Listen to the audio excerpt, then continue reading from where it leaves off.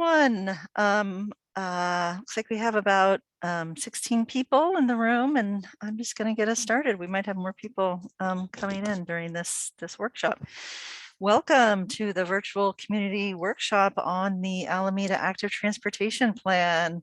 I'm Rochelle Wheeler, Senior Transportation Coordinator with the City of Alameda, and I am the city's project manager for this plan. And this is our third and final virtual kind of large community workshop on the active transportation plan. And we are focusing on the draft ATP, or the draft plan for improving walking and biking safety and access in Alameda.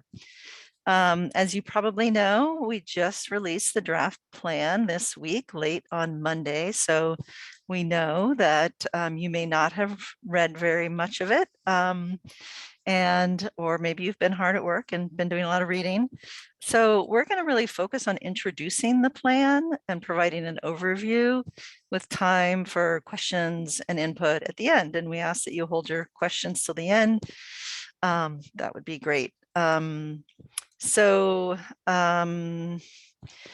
We are excited to be with you all again. It's been a long while since we last met and presented on the active transportation plan, 2 years actually, in 2020 in summer, back when we were all getting used to Zoom, and now we're all experts on it, or we hope we are. So it's we'll go over the schedule in a minute, but here are the meeting basics in case you're still learning about Zoom. And please stay muted if you can, unless you're called on to ask a question. You can always put questions in the chat at any time, and please send those to Lisa Foster. And in her name, it says send questions to me, and then we'll address those when we get to that. And we'll try to answer as many of your questions as we can. Just want to note that this meeting is being recorded, and that's so that we can post the presentation online afterwards for anyone who missed it. I see most people have their screens off, but our intention is not to show people that are here at the meeting. And then we'll also record the Q&A, but that's just for our internal purposes so that we can ensure that we get your input accurately. So that will not be shared publicly. Okay, next slide, please. So we have, this is our agenda for tonight. We're really looking forward to hearing your input. We'll start by doing some introductions, talking about where we've been, just getting everybody back up to speed on this plan and this process and what we've heard and learned. Giving you an overview of the plan, like we said, like a tour of it or walking you through it, and including the 2030 plan implementation. And then we'll have time for hearing from you all. Next slide, please. So this is really a team effort. So I'm going to introduce the team. Like I said, I'm Rochelle Wheeler, Senior Transportation Coordinator. And Lisa Foster is also here, and another Senior Transportation Coordinator. She started off being the Deputy Project Manager for this project, led the Vision Zero program, and still leads the city's Vision Zero plan, and still leads the city's Vision Zero efforts in implementing the plan. I also have some city staff here, Brian McGuire from Planning, Building, and Transportation. And then we have our awesome consultant team, Tool Design, who are national experts in pedestrian and bike planning and design. We have Michael Hintz, Senior Planner at Tool Design, and Lauren Pepe, Planner 2 with Tool Design. And so together we'll all be giving the presentation. Next slide, please. I don't see any elected officials or transportation commissioners, I don't think, but if I see any, I will introduce them at that time.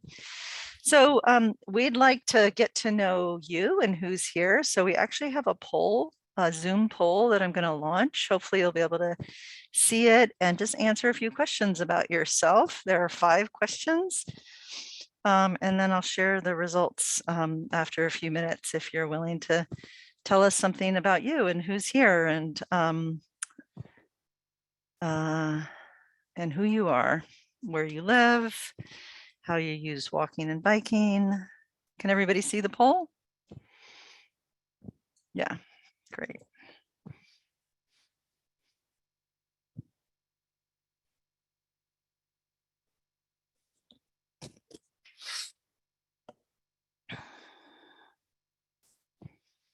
Just see people are filling it out. I see we have 8 of 15 now filled it out. And I don't know if I mentioned this, but this is anonymous. So this is set to anonymous. So we will not know what individual answers are.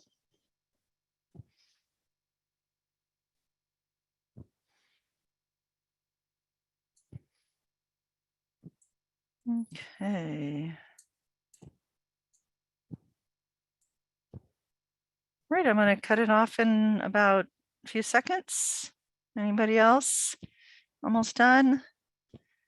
Looks like 75% of you have participated. So I will end the poll and I'll share the results. We'll see. Okay, can everybody see the results? Can you guys see the results? Lisa and Michael? Yeah, okay. Just not sure what you're seeing versus me. So we have people from different parts of the city and outside the city, kind of spread around except for South Shore. Looks like we tend to be slightly older crowd here, between 40 and 70. About half have children and half don't, living at home. A lot of everyday walkers, and then a lot of highly confident bike riders, a few somewhat confident, and a few interested, but have safety concerns. Okay, great. That is helpful information. So with that, I'm going to pass it over to Michael. Oh, sorry, pass it to Lauren. Sorry. No worries. All right, so I'm going to highlight the plans that informed this current active transportation plan, as well as go over the project timeline. So active transportation, first off, we want to define what that means. So that refers to all active modes of transportation, including walking and bicycling, as well as using wheelchairs and mobility scooters, push and electric scooters, electric bikes, skateboards, and new and ever evolving shared mobility options like bike share. So this active transportation plan updates and combines the city's 2009 pedestrian master plan and the 2010 bicycle plan. Next slide, please. Thank you.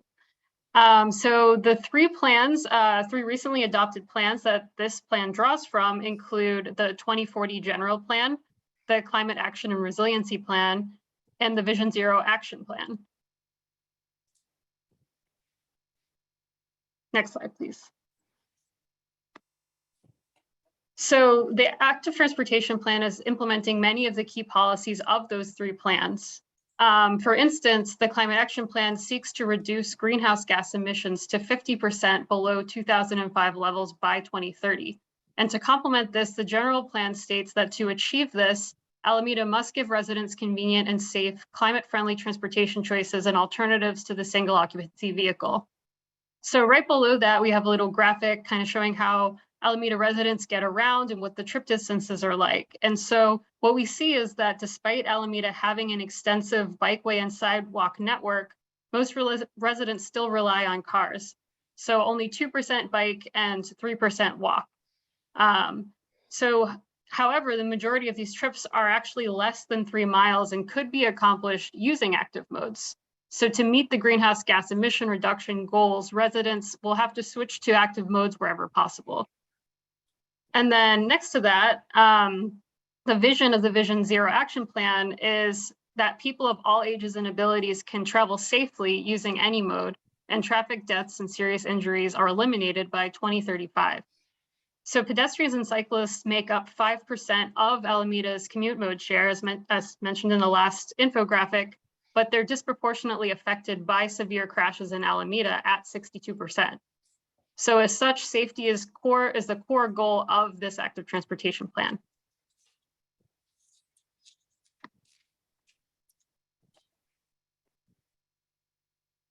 Great, thanks, Lauren. So I wanted to just present the project timeline and speak to where we've been and where we are in the process of developing the active transportation plan. So as you can see in the timeline on the screen, this effort started back in 2019. It feels like a long time ago. And a lot of the early focus in 2019, 2020 was on assessing existing conditions and conducting a lot of the technical analysis that I'll speak to here in a moment. In 2020, we brought draft recommendations, network recommendations, and other recommendations to the public and stakeholders, and got a lot of great feedback on those at that time.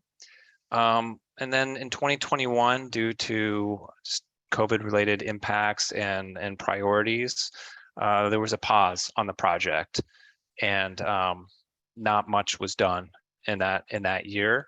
And we picked things back up in 2022, focusing on the implementation strategy, including project prioritization and drafting the plan. And those are the elements that we want to present to you tonight, give you an overview on, and that you will have an opportunity to look at your leisure and provide comments. So we've done a lot of public outreach, a lot of outreach in general, and we've received a lot of input along the way. The red asterisks on the screen represent the points at which we sought that input and received it. And like I said, we're here today to provide an overview on the draft plan and review the items that have not yet been reviewed. And we look forward to doing that with you. So we're going to talk about what we have heard so far and what we've learned from both the engagement and the analysis that was conducted, and how that has informed the draft plan. One thing to start with is just to mention that this is a data-driven plan. We conducted a series of analyses to understand the factors contributing to the use or lack of the pedestrian and bicycle networks in Alameda. On the screen are listed some of these analyses, including the level of traffic stress analysis for both the bicycle network as well as every street crossing in the city from a pedestrian point of view. We also use the high injury networks that were developed during the Vision Zero action plan to inform where there are safety priorities on the network. We conducted a trip potential analysis to understand where there is the greatest potential for shifting to active modes. And then we conducted a prioritization analysis involving a number of criteria, just some examples, including access to schools and other community destinations, crashes on the network, the level of traffic stress, and some equity measures to help us prioritize and help the city prioritize the projects in the plan. So these analyses revealed a lot in terms of where network enhancements are most needed, and were complemented by the community engagement that was done to hear from the public and what their needs are. And Rochelle's going to talk more about that now. Great, thank you, Michael. And I'll add that if you really want to dive into that data, you can read the appendices. We have a lot of information on those processes in there and the methodologies. So one of the things we did back in late 2019 is we conducted a statistically significant community survey to look at the behaviors and travel patterns of and needs and desires of Alameda residents. It was a representative survey with responses from over 1,000 randomly selected Alamedans that are 16 years or older. And we have found a lot in that survey, and that is in the appendix too. And some of the highlights of that are that within Alameda, nearly 70% of residents walk and almost 40% are riding a bike at least a few times a month.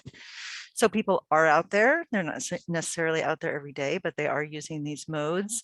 And over half of residents agree that they would actually drive less if they felt that those active transportation modes were safer.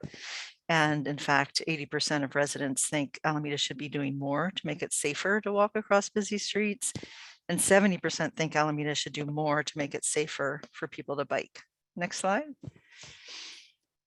And as Michael mentioned, we've done a lot of community engagement since 2019. As some of you here, I'm sure tonight know, back before COVID, we had a lovely, huge kickoff event, an open house during our first phase of outreach when we gathered input from people on, what their needs are and what their what they see as problems. And we have a community advisory group that we established with representatives of businesses and advocacy groups and seniors and students. Got their input. We've done 2 online interactive maps through this process to collect input. And next slide, please.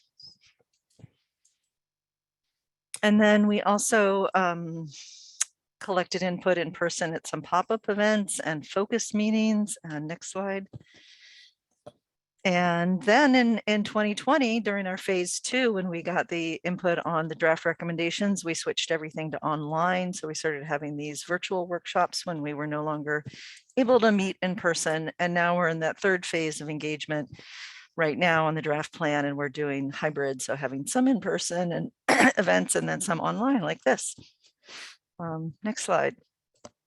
From that first wave of outreach at the launch of the plan, there's some of the items here of what we heard and that we're responding to with this plan. People want to walk, they want to walk and bike more, but safety is really important, especially for parents or guardians who want their children to walk and bike to school. We know that large and wide streets need some help to make people feel more comfortable using them. There were a lot of concerns about speeding all over the city. And the existing bike routes don't feel comfortable for most cyclists. And then next slide. In the last time we met and did outreach on the draft recommendations, we presented recommendations for pedestrian and bike networks, programs, concepts for Lincoln, Webster, and Park Streets. And I would say that overall, we mostly heard a lot of support for those recommendations. We did ask for early input on priorities and saw that safety and comfort and really focusing on that was very high, with connectivity being next.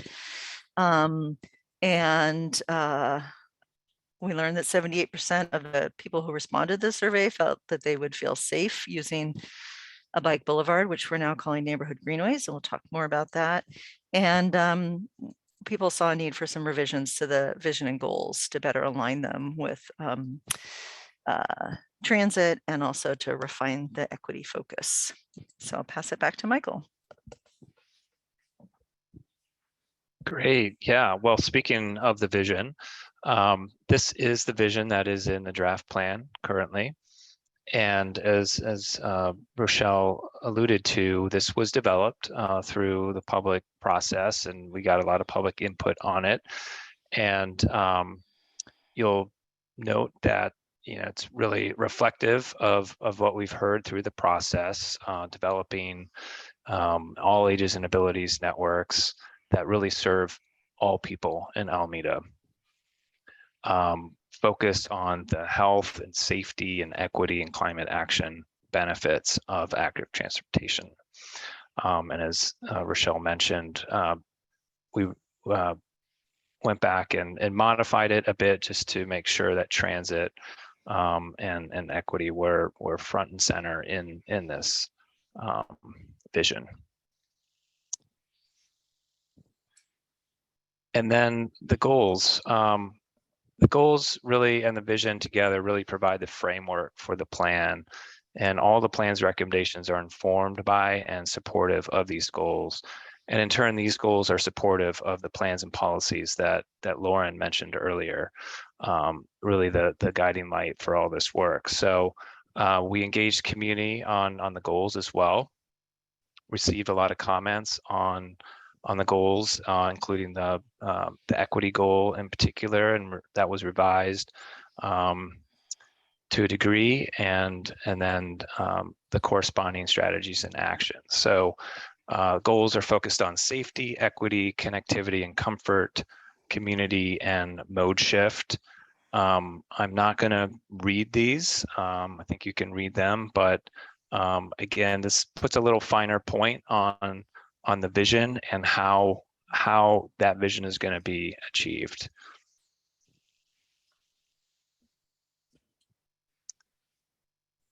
So we're going to jump into kind of the meat of the plan, if you will, and you'll see that when you review the plan, there's a section focused on designing for pedestrians, and there's a section focused on the bicycle networks as well. So I'm going to talk through the pedestrian piece of the plan.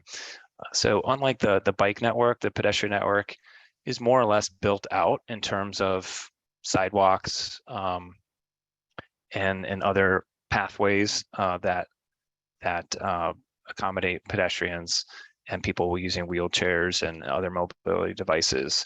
The plan's focused on enhancing this existing network to make it safer, more convenient, and more comfortable. As I think this statistic maybe was on an earlier slide, but most residents believe Alameda is a great place to walk, but over 80% think that Alameda should do more to make it safer to walk, particularly across busy streets. So the plan lays out a 3-step process for enhancing the existing network. And you see this on the slide. Look up the street type, and I'll say more about street types and the pedestrian design matrix on some following slides. So you look at the street type, you identify the treatments that are appropriate for that street type, and then taking into consideration public input and design considerations and engineering, you choose the appropriate treatments. So street types, pedestrian facilities are really essential on every street in Alameda. And the types of corridor and intersection design treatments really depend in part on how a street is used and its land use context. So street typologies really marry the functional use of a street with the land use context.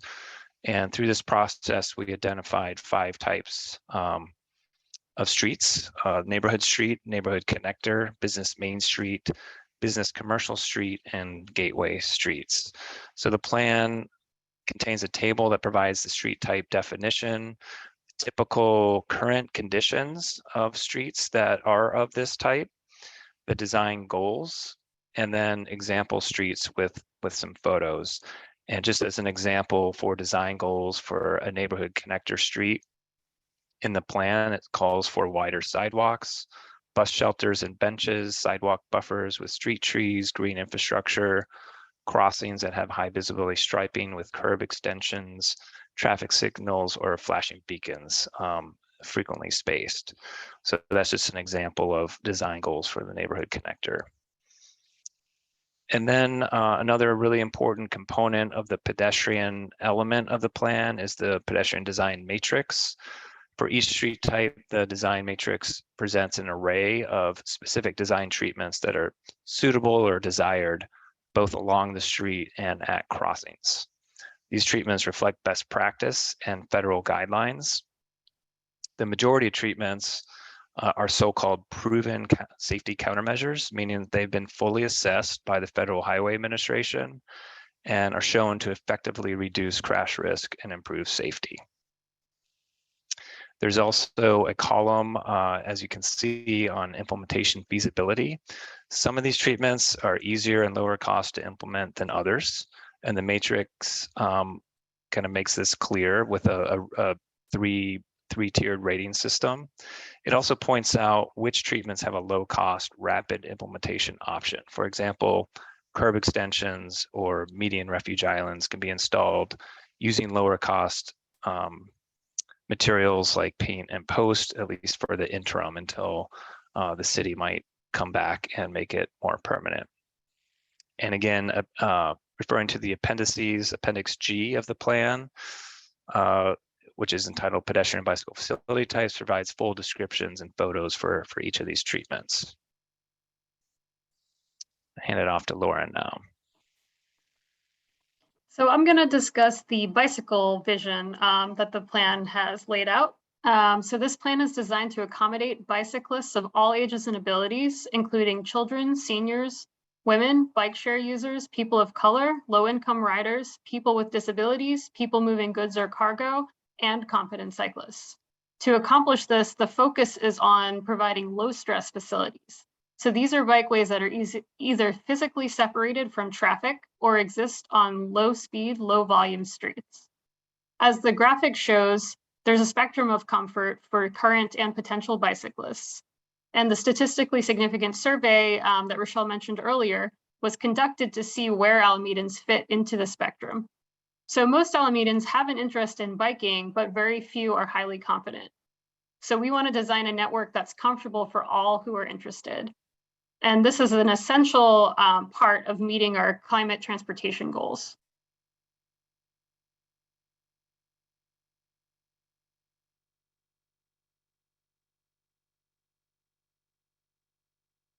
Sorry, accidentally muted myself. These are all the bikeway types proposed in the plan. Most already exist in Alameda, except for neighborhood greenways. So as Rochelle mentioned earlier, this is a new to Alameda concept, but across the country, they're pretty common and they go by other names as well, such as bike boulevards. As we heard from you all, more people would ride a bike if facilities were safer, and 78% did say that they would use bicycle boulevards or neighborhood greenways. So the top row highlights the 3 types of low stress facilities, and the majority of the facilities in the Bicycle Vision Network are low stress. So the Bicycle Vision Network includes a total of 115 miles of bikeways if everything gets implemented. Here, bikeway type is listed from lowest to highest stress. And the focus is on increasing the low stress facilities, either by adding more low stress facilities to the network or by converting existing facilities that are currently not low stress to low stress facilities. So that said, the existing mileage and the proposed mileage for a given type of bikeway might not add up. For example, some existing bike lanes might get converted to separated bike lanes. So overall, the total mileage for low stress facilities are increasing. And so those are the green numbers. And the total mileage for bike lanes and bike routes, for instance, are decreasing, and those are in red. So currently, the low stress facilities make up 54% of the existing bikeway network. But if everything is implemented, it will make up 74% of the vision network.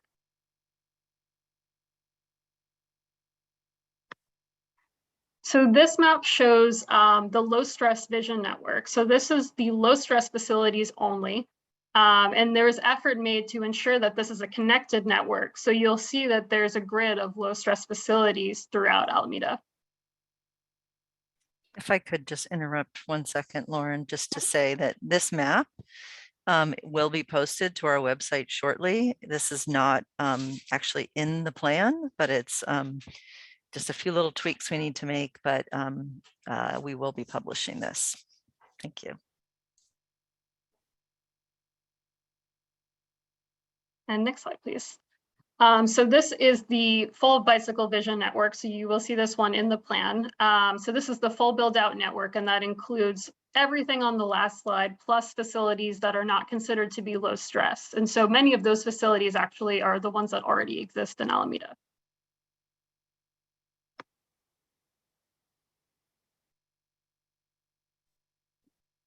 Okay, thanks, Lauren.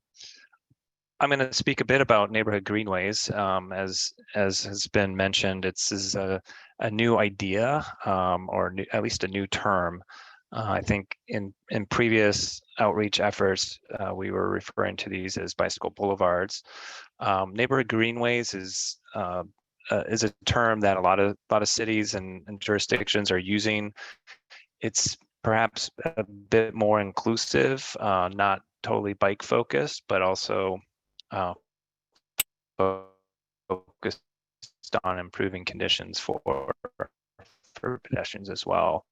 So they are designated and designed to give clean, allowing bicyclists and motorists to come to lower volume residential streets.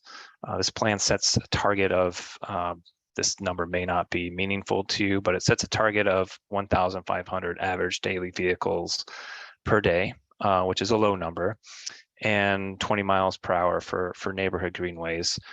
And traffic calming measures, such as speed humps, mini traffic circles are typically part of a greenway, as are crossing improvements of busy streets. And those are really key, getting people across busy streets. If we're expecting people of all ages and abilities to be using neighborhood greenways, and these are sort of family friendly facilities, we got to make sure that people can get across the busy streets. So that's a key component of this. And then using tools to reduce traffic volumes is maybe not always going to be done, but in some cases to get the volumes down to that 1,500 average daily vehicles, traffic diversion may be needed in some cases.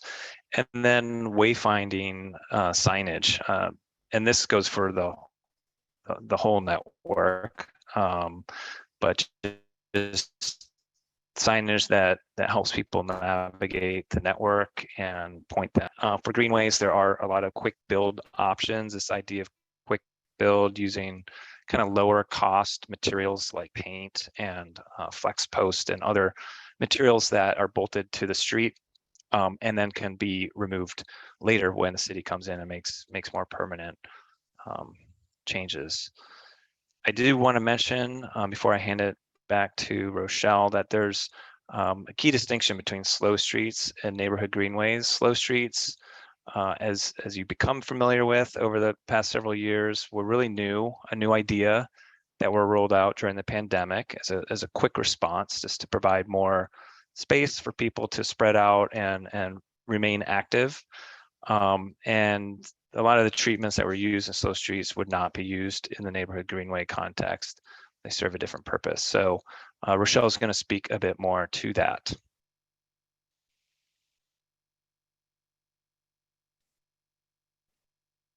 Thank you so much, Michael. So yeah, I think most people in the meeting probably are familiar with the Slow Streets program in Alameda, which, as Michael said, was a nationally the Slow Streets were developed in response to the pandemic, and it was a new facility type at the time. We evaluated our Slow Streets program last fall and brought that evaluation to the city council, and at their direction, we were directed to use the active transportation plan to address the future of slow streets. And so the plan is saying that the existing, so we did that. That's that middle phase. We implemented the slow streets. You can see an example on the left with the barricade. So with the ATP evaluation, we kind of looked at the streets in general in Alameda and what's needed, and did that data-driven analysis that Michael recommended. How do we create a larger network? That then drove us to what, so to speak, drove us to what the kind of the needs, those streets that happen to be slow streets now, how we might want to use them to develop this bicycle vision network. So the plan says that the existing slow streets that are recommended to be neighborhood greenways will continue as they are currently, and then with a priority to quickly transition them from slow streets to neighborhood greenways. And that would be in the near term using quick build efforts. And these streets are Pacific Avenue, San Antonio, and San Jose, and Versailles Avenue. And this work would be happening in tandem with building out the low stress network that includes other neighborhood greenways. So then we get to that, having that idea of that connected neighborhood greenways. There are two two current slow streets that are not recommended as neighborhood greenways, and that is Santa Clara Avenue and Orion Street. And so those, because they're not recommended as neighborhood greenways, would be removed as slow streets shortly after the plan is adopted, which is expected in December. And that also, per the council direction, the council did say that the slow streets would remain in place until the active transportation plan recommendations are implemented. And so, but we would be moving quickly on implementing those neighborhood greenways so that we can start to transition them away from kind of these barricades and that idea of slow streets into the idea of neighborhood greenways. Next slide.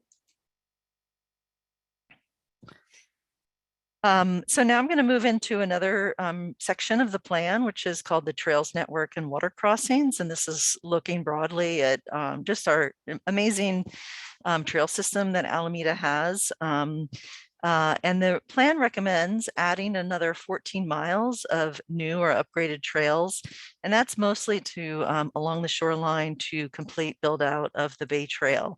That's what most of those miles are, such as in the far west around Alameda Point, where it's envisioned to have a trail along the waterfront there. We also are including trail maintenance and crossing upgrades of the trails that we have now. We know there's a big need for maintaining the conditions of the trails and upgrading them to current best practices and standards. And then in terms of water crossings, that definitely rose up and we know that that's important for the community to be able to get on and off the island, or between Bay Farm and the main island.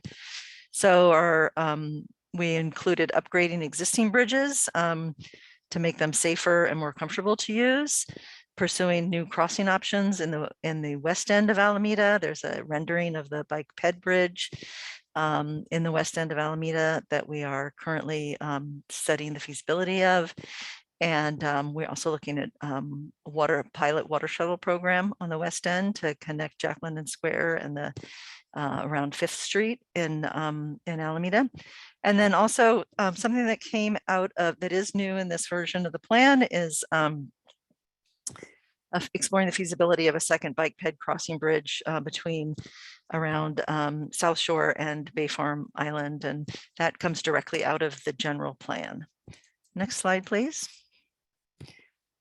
So the last two chapters of the draft plan really focus on implementation and what we can do in the next 8 years. So we're looking at, how can we jumpstart and really start to take action on these ambitious recommendations we have. We know it will take a long time to build out to our kind of full, what we call the vision networks. But what can we do to be effective in the next 8 years and to really make the most impact? And the reason we picked 2030, one of the main reasons is it seemed like a kind of doable time frame for implementing a set of projects and programs, and also because, as Lauren mentioned earlier, 2030 is what our climate action and resiliency plan goal is set towards, to reduce emissions by 50% below 2005 by then. Next slide. So on the program side, we include 31 different programs that would support and supplement infrastructure. So that includes things like education, maintenance, bike parking, incentives, design guidelines, and things like that. And for each of those programs, we set a time frame. They all would be happening between now and 2030, but some of them would happen in the first few years or the near term, and some would be the medium term, and then some are ongoing. And we also identify the level of effort. There's a couple examples here at the bottom, such as supporting and promoting local, regional, and state electric or e-bike rebate programs for low-income individuals. And there's a couple of other ones listed there too. Next slide, please. And then the other side of that is implementing 30 projects by 2030. These are capital infrastructure projects. And these are recommendations from on the pedestrian side, the bicycle side, trails network, all of those efforts were scored and ranked using that prioritization process that Michael mentioned earlier, that data-driven process. And we looked at prioritization criteria. We used prioritization criteria that were grounded in our plan goals. And then out of that, the resulting high-ranking projects were looked at kind of in a more qualitative way based on our knowledge and expertise of where projects are at, what's needed, and also getting to kind of something that makes sense in terms of connected low-stress network and eliminating gaps in our network. So that resulted in 30 projects, and those 30 projects are really by street. Yeah, you can find them listed in the plan. And one of the main, many of those projects contribute towards, next slide, please, towards developing what we call the 2030 low stress backbone network. So this is different than the low stress network you saw before, which showed, all of the proposed low stress facilities. This is really kind of looking again, kind of balancing that prioritization process of what was high ranking with what's realistic to complete within 8 years, and balancing that with, well, how do we connect things? Because that was a big effort of this plan, was to build a connected low stress network so that you don't have big gaps between facility types. So this will serve the largest number of riders and people of all ages and abilities. And again, low stress is shared use paths, separated bike lanes, and neighborhood greenways for the most part. And you can see that this develops a network here on this map. Next slide. So that concludes our kind of overview of the plan. What you can see here is what's on our website. You can, we encourage you to dive in and read the whole plan. I think it's about 60 pages now. A lot of maps in there though. But if you're interested in one particular section on our webpage, we have divided the plan up into chapters, as you can see that below on the sections of the plan. You can just go to the chapter you're interested in. And then we have a section on the key maps and tables. And I think we've presented almost all of these tonight, all of these maps and tables. And so you can look at those at your own leisure. And so those are all on our website. Next slide, please. So our next steps are, and we're very close to the end here. Thank you for your patience, everybody. That we are in this input period. We released the plan on October 3rd. We're asking for all comments by October 23rd. That's a 3-week period. So this is the time to review the plan and give input, and I'll talk about the many ways you can do that in a second. The goal is to then take a final draft plan to our or to release a final draft plan by November 7th and take that to our Transportation Commission for them to then recommend to council and for their consideration for adoption in early December. Next slide. And here's the hub of everything that you need to know. You can go to our website, activealameda.org, and find we will post this presentation. You can find those slides or the items I was just talking about, the plan, the section chapter, the sections, the maps. You can find a survey that we just posted today, and that walks you through the plan and asks for your input on the different sections, and you can focus on what you're most interested in again.